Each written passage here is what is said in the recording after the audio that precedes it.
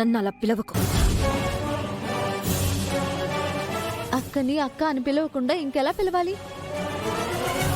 ఆ ఇంటి దగ్గర మాట్లాడొద్దు అంటావు, వాళ్ళ ముందు పలకరించొద్దు అంటావు. ఏంటక్క ఇదంతా? నోరు మూసుకుని నేను అడిగిన దానికి సమాధానం చెప్పు. ఆ మణిహారం ఎక్కడా?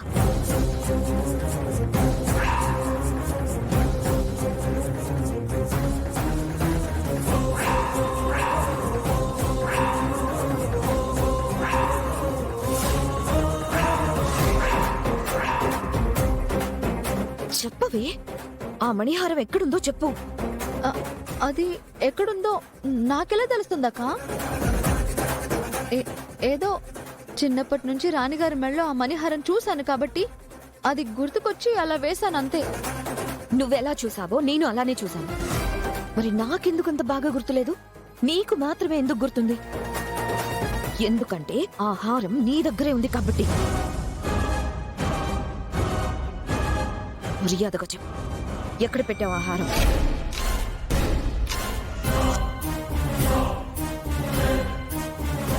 నా దగ్గర లేదక్క. అసలు రాణిగారి హారం నా దగ్గరికి ఎలా వస్తుంది? హోమం దగ్గర నువ్వు ప్రవర్తించిన తీరు నాకు అర్థమవుతోంది. ఖచ్చితంగా ఆ మణిహారం నీ దగ్గరే ఉంది.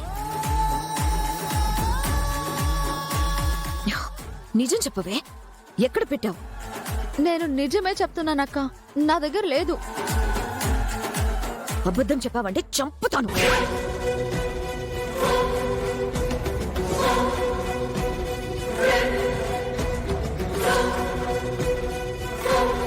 చెప్తావా చెప్పవా?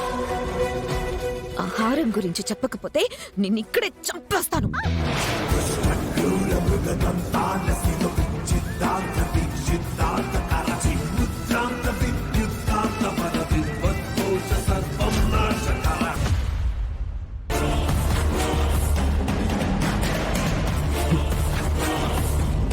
ఏంటి కొడుతున్నావు?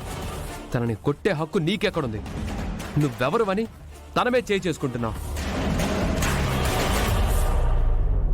హేయ్, అడిగేది నిన్నే.